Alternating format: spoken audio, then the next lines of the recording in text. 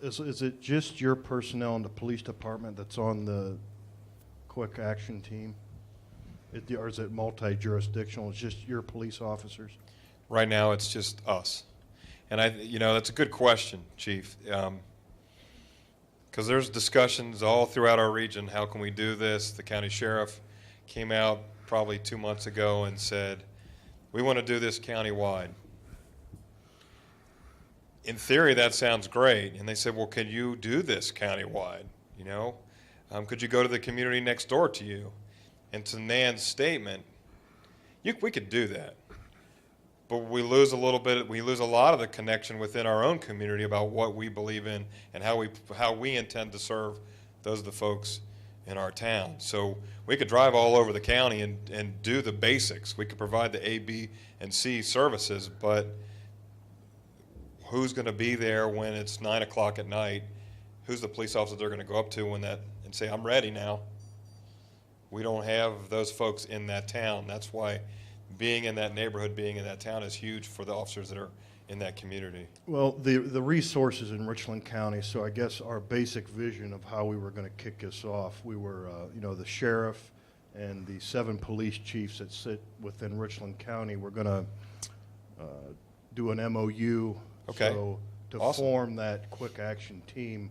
So if, let's say on a Wednesday we kick ours off, we might have an officer from Shelby Police Department in Mansfield with that paramedic and the counselor heading out. I guess do you see an issue or a problem? Absolutely not. Heading in that you know what? Because what you're doing is something.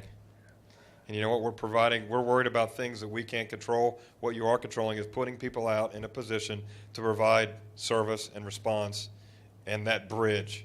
So nothing that we do, whether the only thing you do is take that recovery packet that's sitting over there and provide that resource to that family member or that person who's suffering from the addiction, you're giving them a lifeline.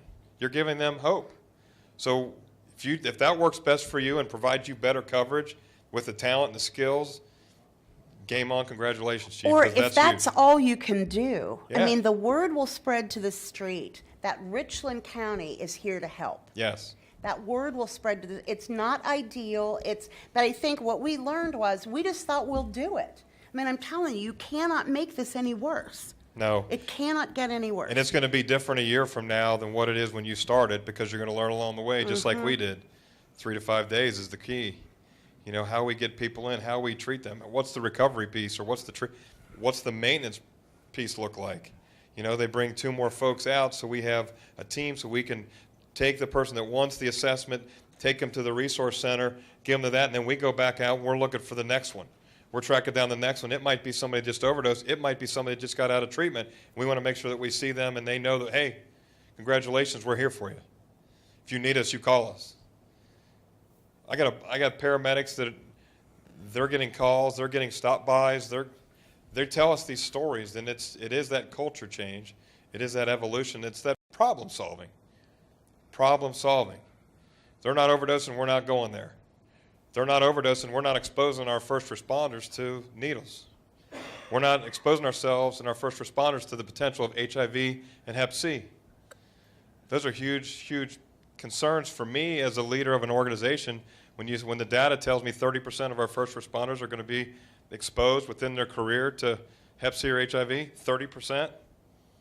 What 30% of your organization will say it's okay? Tell their spouses that it's okay that you suffer from this disease and you can't have children and you have to live with a disease that's going to control you for the rest of your life, or that you can no longer serve in the profession you wanted to. I can't live with that. But there are people, because they've told me, that's what you signed up for. If that happens to you, that's your fault. It's not my fault. I don't want public money going to do this kind of thing. So these are the kind of discussions that we're still in. We're still dealing with. There's still those stigmas, and it's all different levels, and people are going to make you angry, and they're going to offer their opinion. But again, as I said last night to a group, we're going to do our job. And I use this example, both sides. DUI crash, DUI driver causes serious injury or death to the victim. Do you not provide any life safety aid to the DUI driver? No, of course you do. You do your job. You don't have to like it. You're not happy about it, but you do your job, just as you said. This is what we're professionals. This is how we do our. I've never got a complaint because a police officer or paramedic saved the life of a DUI driver. When we were in Wilmington, North Carolina, the day before we arrived, a 2-year-old was killed in an auto crash from a gentleman that was saved 4 times via Narcan. That city was, that place, they were upset, understandably. They called us and said, how do you deal with that? How do you guys deal with that? Well, we're not happy when somebody tries to shoot us and we have to shoot them back. Our responsibility is to get control and then provide aid correctly. We can't just turn around and walk away and say, you tried to shoot me. I don't care about you. Or you fight me, you kick me, you hurt me, you caused me to bleed. Now I get you under control. I don't have to do anything for you. We're responsible for our job. This is the duty. You call me, I'm going to save your life. I'm going to take the action that's necessary. And we'll move on from that. I can't control what I can't control. I can control what's in my lane, and I'll do that. Again, I say this conversation, a lot of it, sometimes it's anywhere between politics and religion, this whole heroin, Narcan. These are really tough discussions. And the chief said it. Thank you for you guys are leaders for being here. Because these are not easy discussions. This is, when the community says, are you enabling this by saving their life? You know what? You have to answer that. You have to look at that. And I tell people, it doesn't matter what I think about personally.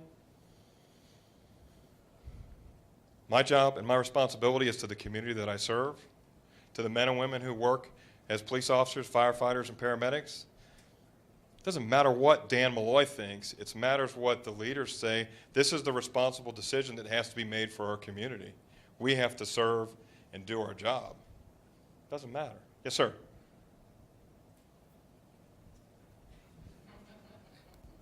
I want to be captured. I think the people that are here are on board, and I think that in a perfect world, I believe that if people believe that this intervention would land people in treatment, that everybody would be on board. And I'm here to tell you, as a leader of a community that has limited resources, yet has resources, we'll do everything we can to work with those communities that are interested in working on this. I think what next steps might need to be is for us to sit down with each of those different communities, look at what are the resources, what's the volume we're talking about, how does that translate into how the ADM board might need to help to work with these programs. Nana's talked to me about the possibility of looking at how is this funded and what sort of funds are necessary in order to augment Medicaid or some other things. So it could be that if we put some dollars towards this, we can leverage some other dollars from Medicaid and make this work. There's still a capacity issue around treatment, and we need to talk about how we can work through that.